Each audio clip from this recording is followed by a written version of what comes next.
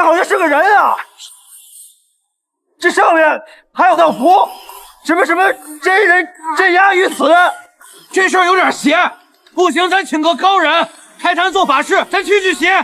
深更半夜，一支施工队正加班加点的干活，因为这个活可不简单，那是京城赫赫有名的81号百年古宅。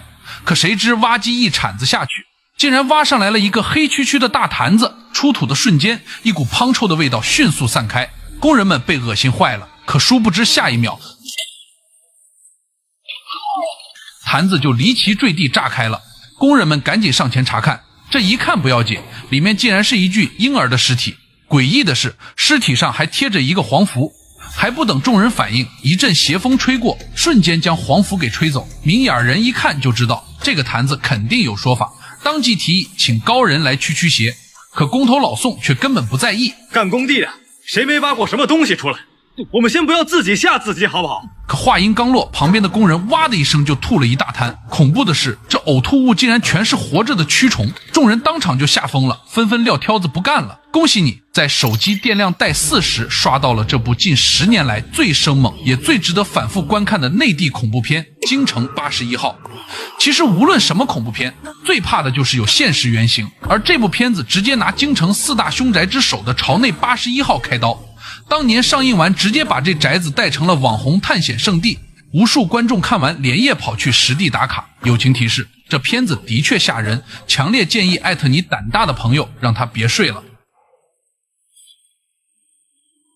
经过刚才的一幕，工人们撒丫子都跑没影了，现在就剩老宋一个人站在原地，心里那叫一个郁闷。他蹲下来瞅着那具婴尸，心里正犯嘀咕呢，突然眼睛一亮，发现婴尸旁边竟然躺着一块油光锃亮的玉佩。老宋这人吧，啥都好，就是有点贪小便宜，赶紧把玉佩揣进了兜里，心里还美滋滋的，寻思着这也算是意外之财了。可他哪知道啊，这玉佩可不是什么好东西，那其实是沾了100年怨气的凶物。老宋拍了拍身上的土，转身进了古宅，去找他的师妹林瑶商量事儿。与此同时，老宋的老婆贺飞那边已经开始撞邪了。贺飞是个医生，天天在医院值夜班，见过的死人比活人都多，按理说胆子应该挺大的。可这天晚上，他下了班准备开车去找老宋，结果在停车场里远远看见一对夫妻推着婴儿车走过来，贺飞也没当回事儿。可就在婴儿车经过他身边的时候，他下意识地往车里瞥了一眼，这一眼差点没把他魂吓飞了。那婴儿车里的孩子一点生气都没有，分明就是个死婴。可下一秒那孩子又变正常了，贺飞心跳都慢了半拍，心说肯定是最近加班加太多了，眼睛都花了。可他不知道这只是噩梦的开始。贺飞提着宵夜来到了81号古宅，平时这里机器轰鸣，人声鼎沸的，今天却静得吓人，连个工人的影子都看不见。整个宅子阴森森的，凉风吹过走廊，发出呜呜的声音，跟鬼哭似的。贺飞心里有点发毛，硬着头皮往里走，一边走一边给老宋打电话，可打了好几个都没人接。好不容易摸到了老宋的办公室，可贺飞刚推开门，下一秒耳边突然传来一个悠悠的女人声音：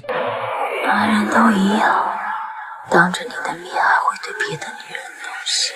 贺飞吓得浑身一激灵，手里的宵夜差点掉在地上。老宋看着他脸色煞白，这时候才想起今天是他跟老婆贺飞的结婚7周年纪念日。老宋赶紧介绍了师妹林瑶给贺飞认识。我太太贺飞，这是我师妹林瑶，师父的掌上明珠，这次来专程负责81号的工程的。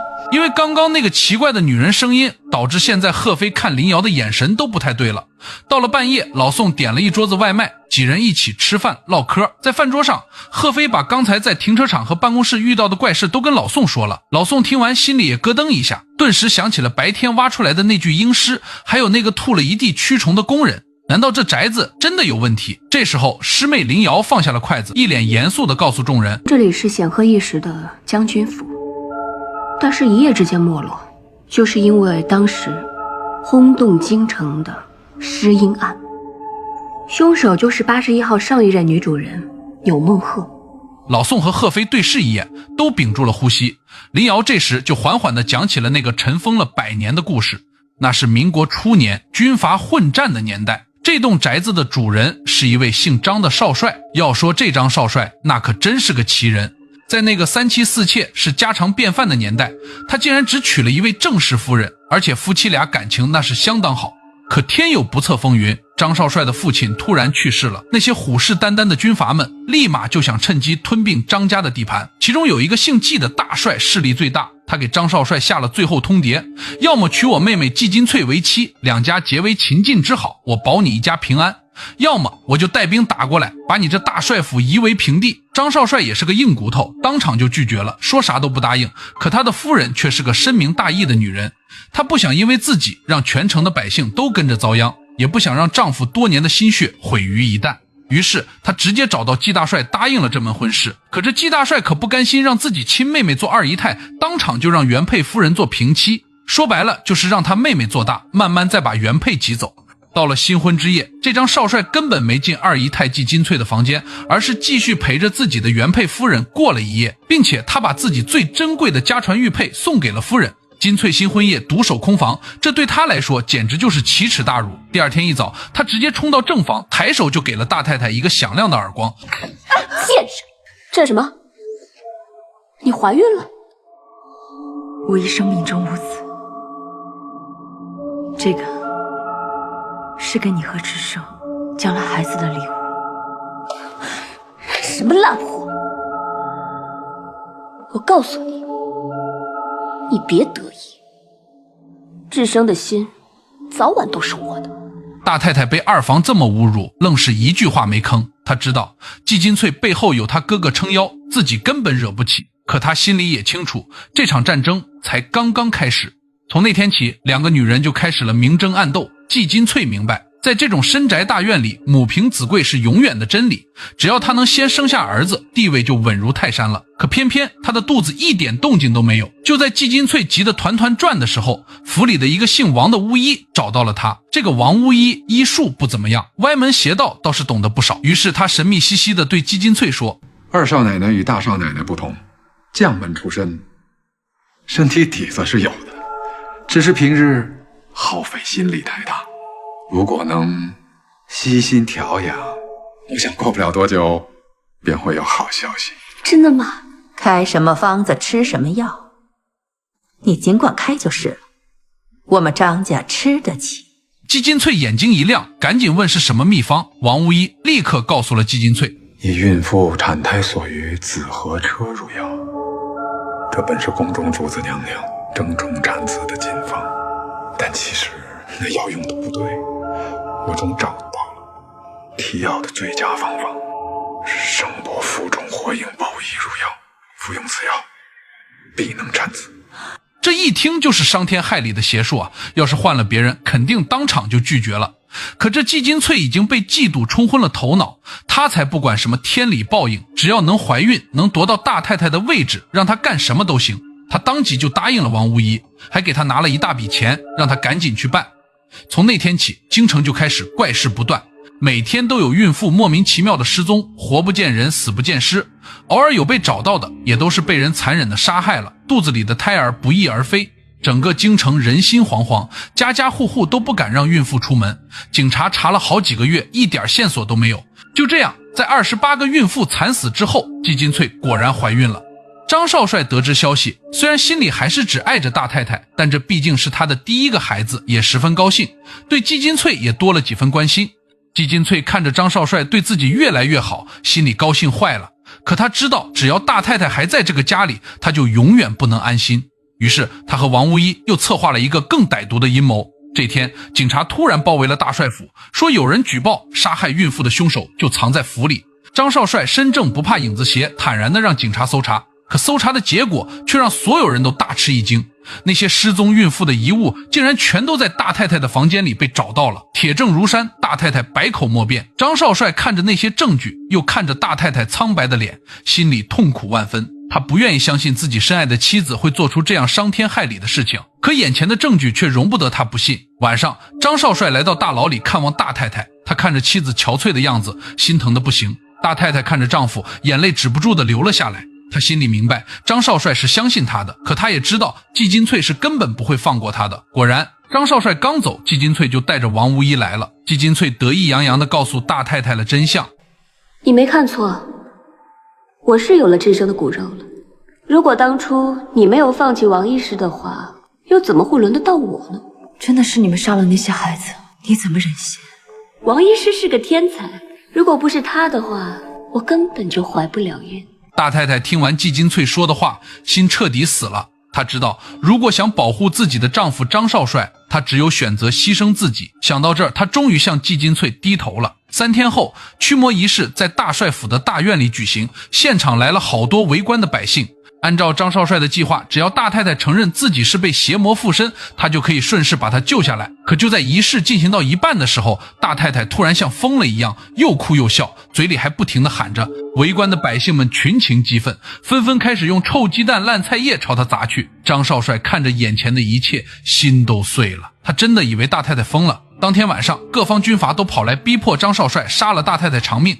在巨大的压力下，他不得不下令将大太太带到地下室执行枪决。枪响的那一刻，天空突然乌云密布，电闪雷鸣，仿佛连老天爷都在为这个冤死的女人鸣不平。大太太死后的几个月，季金翠也到了临盆的日子。可孩子生下来的那一刻，所有人都惊呆了。季金翠生下来的竟然是一个浑身发紫的死婴。而那个自称医术天下第一的王巫医看到这一幕也受不了刺激，当场就疯了。张少帅也被吓坏了，他觉得这事儿太邪门了，于是赶紧请来了一个法力高强的道士。道士看了看那个死婴，脸色大变，说这个婴儿体内汇聚了28个孕妇和他们孩子的滔天怨气，已经变成了一个煞胎，如果不赶紧封印，后果不堪设想。于是道士在死婴身上贴上了镇魂符，把它装进了一个黑色的坛子里，然后深深地埋在了大帅府的地下。可道士千算万算，还是漏了一步。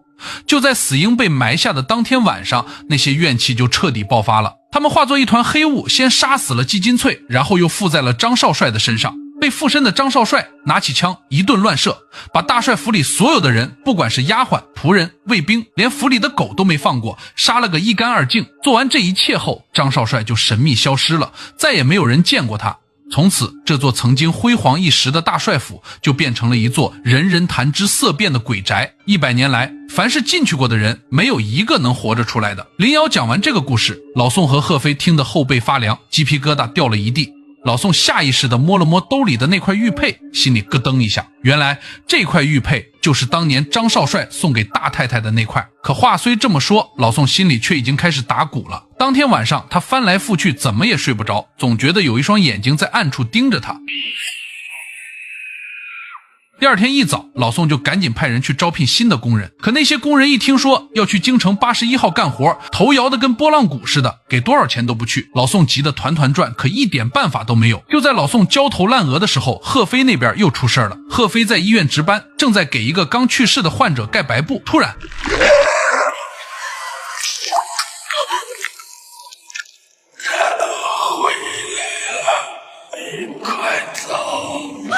贺飞吓得魂飞魄散，使劲甩开了患者的手。再回去看的时候，那个患者还是安安静静的躺在那里，一点动静都没有。医生和护士都以为贺飞是太累了，出现了幻觉，可只有贺飞自己知道，那不是幻觉，那只冰冷的手，那种窒息的恐惧都是真实存在的。与此同时，老宋这边也是一个头两个大，他接到了上面的通知，说京城81号的修缮工作全面停止，宅子将被永久封闭，所有人必须在明天天亮之前撤离。原来昨天那个吐了一地蛆虫的工人，昨天晚上在家里离奇死亡了，死状极其恐怖，七窍流血，肚子胀得像个皮球，里面全是蛆虫。工人们知道了这件事儿，都吓得不行，集体去政府闹事，说这宅子闹鬼，再干下去命都没了。政府一调查，发现事情确实邪门得很，这才下了死命令，立即停工封宅。老宋接到通知，心里也是七上八下的，他赶紧回房间去找贺飞，准备收拾东西赶紧离开这个鬼地方。可推开门一看，贺飞不见了。老宋这下可真慌了，他疯了一样在宅子里四处寻找，一边找一边喊着贺飞的名字，可整个宅子静悄悄的，只有他自己的回声。就在老宋快要绝望的时候，他突然听到地下室传来了微弱的呼救声。老宋心里一紧，赶紧朝着地下室跑去。这个地下室正是当年张少帅枪决大太太的地方。老宋推开地下室的门，眼前的景象让他永生难忘。只见贺飞被无数粗壮的藤蔓紧紧地缠在墙上，脸色惨白，已经快要窒息了。就在两人准备逃出地牢时，一个由树藤组成的旋风拔地而起，老宋顿时吓傻了，一个树枝直插他的眼睛，但就在 0.01 毫米的时候瞬间停住。此时在贺飞的面前站着一个穿着民国旗袍的女人，长发遮面，浑身散发着冰冷的阴气。你终于还是来找我了，我在这里等了很久很久，你知道吗？我不是你要找的人，你先放了他们吧。老宋这才明白过来，这个女人就是当年含冤而死的大太太，她把自己当成了张少帅的转世。原来大太太死后怨气不散，一直没有去投胎，她的魂魄留在了这座宅子里，日夜吸收着地下那个煞胎的阴气，渐渐变成了一只厉鬼。而贺飞因为和大太太长得一模一样，又因为老宋拿走了那块玉佩，所以被大太太盯上了。大太太看着老宋，眼神里充满了委屈和怨恨。老宋看着眼前这个可怜又可怕的女人，心里百感交集。他知道大太太等了100年，等的不是张少帅的人，而是他的一句道歉，一句迟来了100年的对不起。老宋深吸一口气，缓缓地说：牛梦鹤，真是虽然我不是你要找的人，可是我知道他欠你一句话，对不起。紧接着老宋从兜里掏出了那块玉佩，扔给了大太太。大太太看着那块玉佩，脸上的戾气一点点的消散了。随着大太太怨气的消散，缠着贺飞的藤蔓也慢慢松开了。就在这时，一个穿着红裙子的小女孩突然跑了过来。爸爸妈妈，对不起，我只能陪你们到这里了。你要跟我们一起走？妈妈，我爱你，所以请你忘记我吧。贺飞愣住了，这个小女孩就是他前几天梦到的那个。原来贺飞以前曾经怀过一个孩子，但是因为工作太累，不小心流产了。那个孩子的魂魄一直舍不得离开妈妈，一直跟在贺飞身边。这次因为煞胎的阴气泄露，小女孩才有了实体。刚才就是她一直在保护贺飞，不让大太太伤害她。就在这时，整栋古宅开始剧烈的晃动起来，天花板上的水泥块不停地往下掉，眼看就要坍塌了。老宋一把拉起贺飞，朝着外面跑去。就在他们跑出古宅的那一刻，身后传来了一声巨响，这座屹立了100年的凶宅终于轰然倒塌，变成了一片废墟。所有的恩怨，所有的怨气都被埋在了这片废墟之下。几个月后，贺飞再次怀孕了，医生告诉她是个女儿。他知道是那个小女孩回来了，他又一次选择了自己做妈妈。故事到这里就结束了。其实《京城81号2》这部电影当年上映的时候被很多人骂成是烂片，可这么多年过去了，再回头看，你会发现它其实是一部被严重低估的国产恐怖片。和那些动不动就鬼图脸靠音效吓人的恐怖片不一样，《京城81号2》走的是正宗的中式恐怖路线，是那种从骨子里往外渗的凉意。当年为了拍好这部电影，他没有选择在棚里搭布景，而是带着整个剧组走进了真实的朝内81号院取景。他说只有在真正的老宅子里才能拍出那种阴森压抑的感觉。更重要的是，这部电影不仅仅是为了吓人，他还讲了一个非常动人的爱情故事。大太太等了张少帅100年，恨了100年，到最后也只是想要一句对不起。这份跨越100年的执念让人既害怕又心疼。其实这世上最可怕的从来都不是鬼，而是人心，是季金翠的嫉妒和贪婪，是王巫医的残忍和恶毒，是那些围观群众的愚昧和盲从，才酿成了这桩100年惨案。好了，今天的故事就到这里，我是听雨，关注我，咱们下期再见，拜了个拜。